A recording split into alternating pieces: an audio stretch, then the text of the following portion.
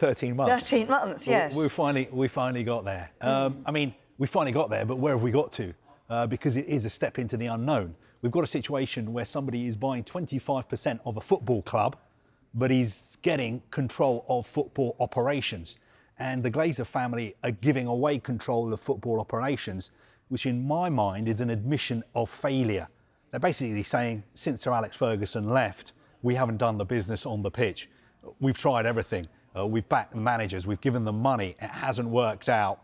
Now these new people have come along. They're only going to own 25% of the club, but we're going to give them control of football. In a way, it suits the Glazers as well, because they can take a step back and they're hoping that if things go wrong on the pitch, they're not the ones who are going to be blamed. It's going to be Ratcliffe and Inos who are going to be blamed.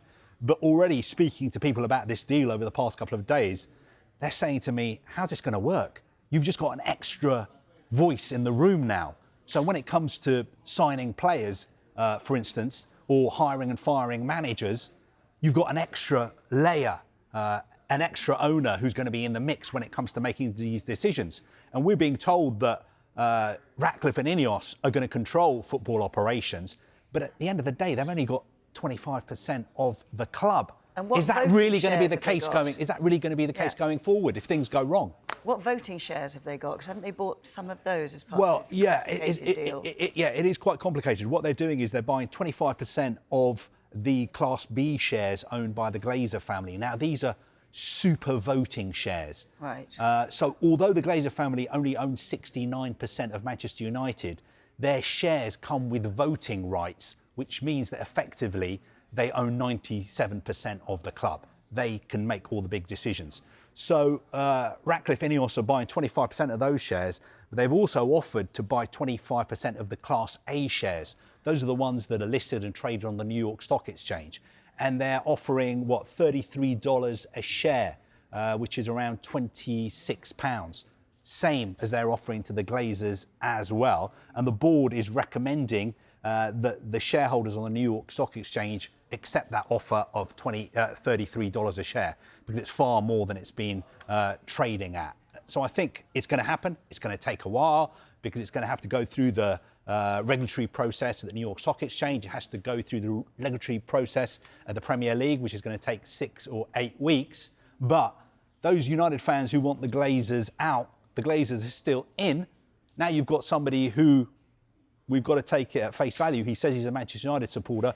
He was born on the outskirts of Manchester. No denying that he's a United fan. He was somebody who was going along with his father to games in the 70s and 80s. He was in Barcelona at the Nou Camp in 1999 when Manchester United won the treble. But it's also true that he has tried to buy other clubs. A year ago, he tried to buy Chelsea. He tried to buy Barcelona as well. He already owns Nice. He owns Lausanne as well. So just thinking off the top of my head, UEFA are going to have to get involved in this as well, because you can't have a situation where Nice and Manchester United are playing in the same European competition unless Inos and Ratcliffe can prove that they're being run by two separate boards. Two separate people have control over the clubs. So you mentioned this involvement in other sporting entities. What's his track record like? OK, his track record in business, incredible. Somebody who goes to college, sets up in business, starts buying assets from oil companies that they no longer want, builds, I think, the biggest petrochemicals company, or one of the biggest in the world. He's said to be worth anywhere between 10 and 20 billion pounds.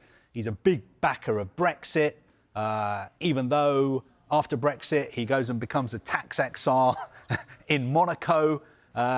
So his business record, hats off. You can't criticise his business record, apart from if you're looking at his business record from an environmental perspective and the harm his companies are said by critics to do to the environment. And he has been accused of using sport to greenwash Ineos's image.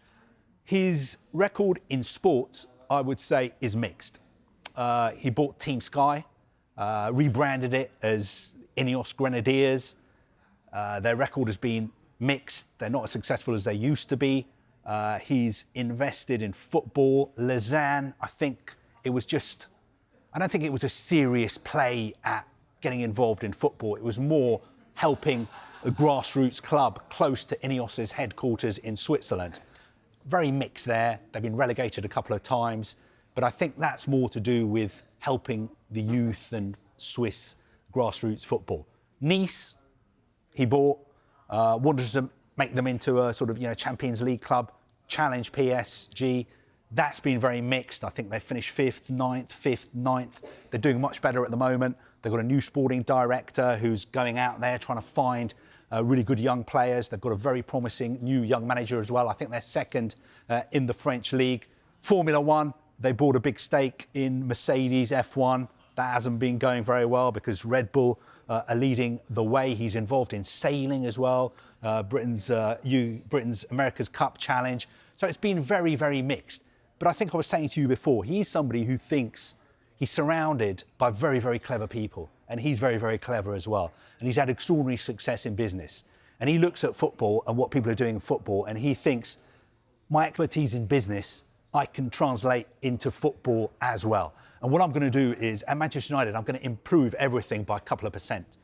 The coaching, the recruitment, the data analysis, the nutrition, the training, the infrastructure, everything's going to improve. And if you improve everything by a couple of percent, overall, you improve everything completely and you can transform Manchester United and return them to former glories. You can't improve Old Trafford by a couple of percent. That's going to need more than that. And that is going to need a lot more than his claimed $300 million investment. So we're being told that he's going to invest $200 million straight away once the deal is completed on infrastructure. That's £157 million. Now, you're right. When it comes to Old Trafford, £157 million, what are you going to get? A new roof if you're lucky. You're not going to get a new stadium. Tottenham Stadium, probably the best football stadium in the world, I think cost up to £1 billion. Stadiums in the US, the best stadiums in the world, cost around £2 billion. So this is not going to change anything. I think Sheikh Jassim from Qatar was claiming that he was going to invest up £1.5 billion in infrastructure. So, again, you're completely right to raise that point.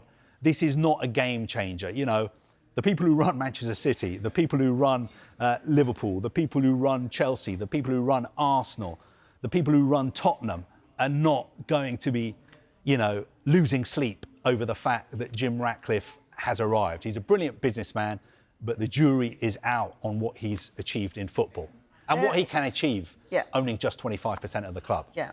Now, they're making some big claims. They're going to bring in the global knowledge, expertise and talent from the wider Ineos Sport Group to help drive further improvement at the club.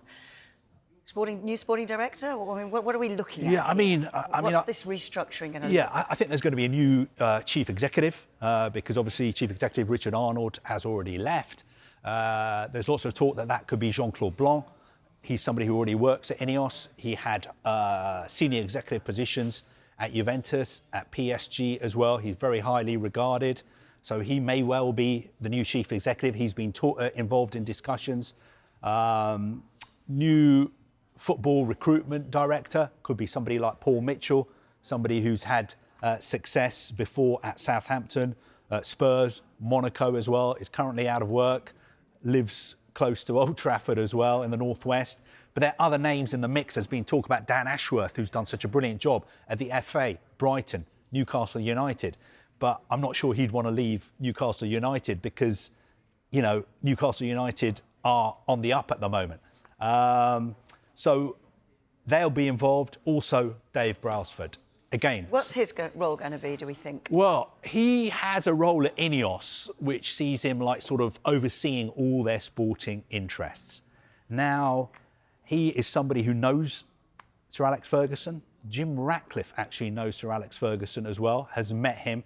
I just wonder if Sir Alex Ferguson has been involved in this in the background at all, using his influence to maybe convince the Glazers that Jim Ratcliffe and Inos are the right people to do business with. But Dave Brailsford is somebody who, has had extraordinary success in cycling, and he's trying to translate that success into other sports and football as well. He talks a good game. Obviously, he's had controversial career in the past in certain respects, but he is somebody who thinks marginal gains. I'm going to go into Manchester United. I can improve everything by a couple of percent and we can turn this around.